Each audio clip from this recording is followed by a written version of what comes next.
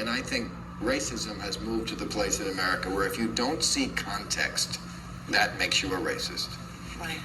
Well, one of these things is not like the other. As I look at this panel.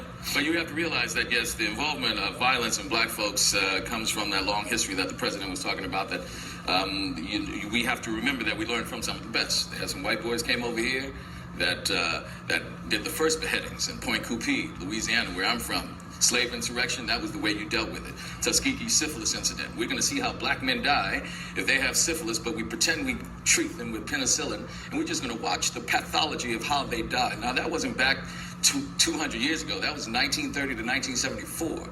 We were talking about giving these wonderful blankets to the Native Americans infected with smallpox as they walked on that trail of tears just to see how they die and to eliminate their population so we can take all of that land. So the violence that is in America has come from a very learned position that was brought here by some Caucasian folks. All right? So now, when it comes to the NFL, you have black men who are taking advantage of this opportunity to go there. So for every 1, 2, or 3 that may have been in the news because of violence, there are another 2,000 that deport themselves as gentlemen, as husbands, as fathers, and as great professionals. So we must remember them also. Okay. So, but you know, but yes, people are responding to that. They see that image of that black man. You know, one of the MacArthur Foundation fellows that just won is a psychologist, Jennifer Eberhardt from Stanford, who deals with racial messaging and inequalities that people is either learned or subconscious, that when you see me in a certain situation, you think violence. If they see you in a certain situation, people don't see violence. So the image of the black man being violent has been perpetuated for. What about kid spanking and kid beating? That seems like something. I mean, we all know every black comedian ever has done it. Even Bill Cosby did a routine about the beating start tonight. Well, the mythology of the black family and the spanking, and, you know, I brought you into this world, I can take you out. We all carry that. I got spanked by my father. But, you know, whatever side of the argument you fall on when it comes to corporal punishment, whether you believe in it or you believe in timeouts, you can abuse either. You know, I mean, you can put a kid in a room for 3 days with no water or food and call that a timeout, but that's abuse. So if you go across a line, if you cross a line that goes into child abuse, it's child abuse no matter what. Corporal punishment, if you believe it or not, is ultimately people are trying to discipline their child and get them to change their behavior. But we have psychologists that also tell us that any sort of violence is going to infect or, you know, interject into that child's head, you know, behavior issues that are going to deal with aggression and all of that. So it's not a black thing. White people beat their kids too.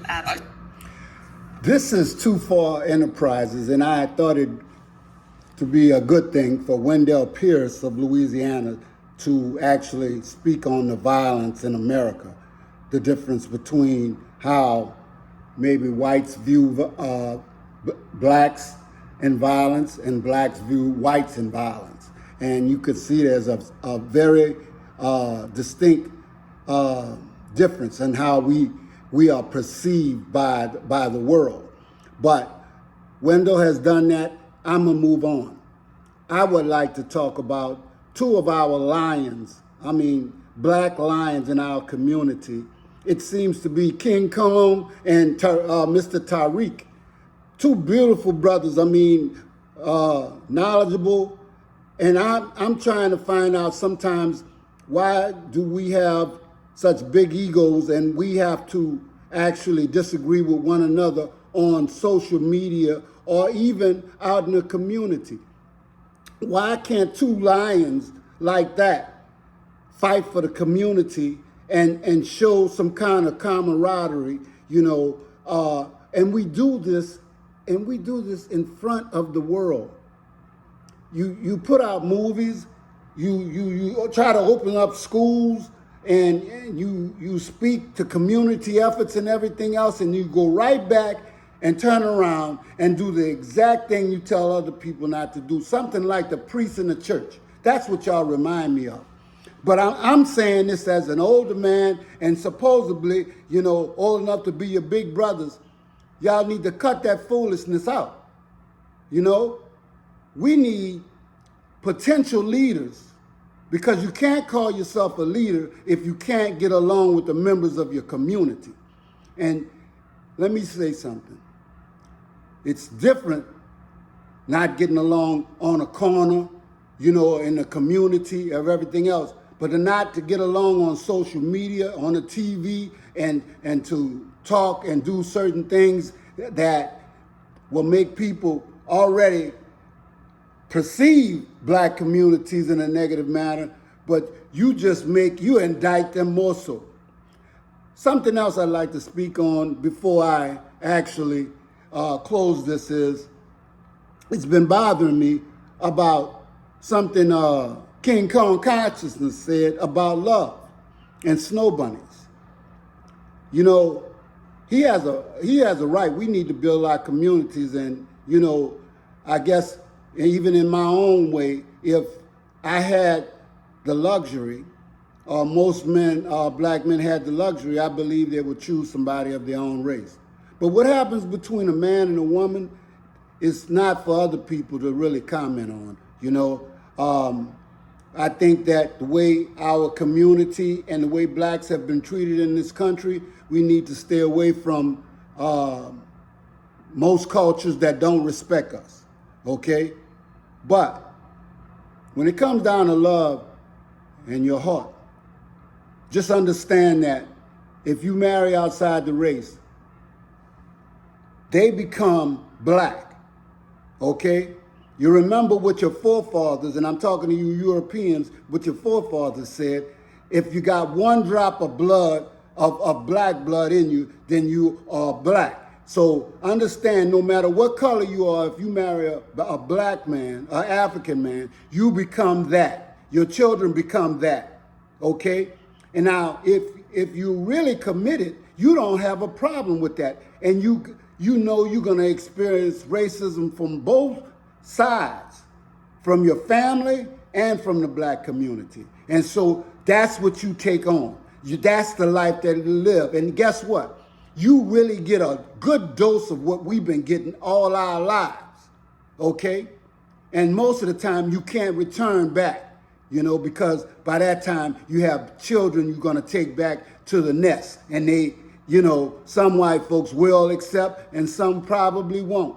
But the fact, what I'm trying to get at is, we have to understand that when we're talking about love, we have to get out of some of these egotistical stances that we have, because sometimes a person cannot control who they care about and who loves them, okay? Let that be to a higher power. Who are you to tell who to be with? What you can do, you can put some parameters to let people know that if you mate with one of ours, you become a part of our community, and you get judged as such. In fact, you get judged much harsher. You become black, no matter if you're white. You got to understand and know this, okay? Now, we don't get treated the way that we should be getting treated. And a lot of it, is just pure hate. We want to be like other people, but they want to be like us. They would love to have dominant genes. They would love to be us. They're not going to never actually cop to it. They're not going to admit that. But we all know that humanity started, look, the best consensus is it started in half Africa and populated the world. Most people don't want to admit that. I saw an Egyptian on there talking about somebody stealing their history. And you look more Arab than anything. So how in the world you going to tell an African that's from Africa that they're stealing your heritage? You stole it from him. And you were the first people to perpetuate slavery, okay? And the sick thing about all of that is everybody from Africa. So, you really hate yourself, but you take it out on us. I want to know, I know sometimes what black people see when they look in the mirror, but I want to know what y'all see. The pink African, the Muslim, the Arab, Chinese, Japanese. I want to know what you see when you know who's supposed to be the creator of civilization. This is Too Far Enterprises.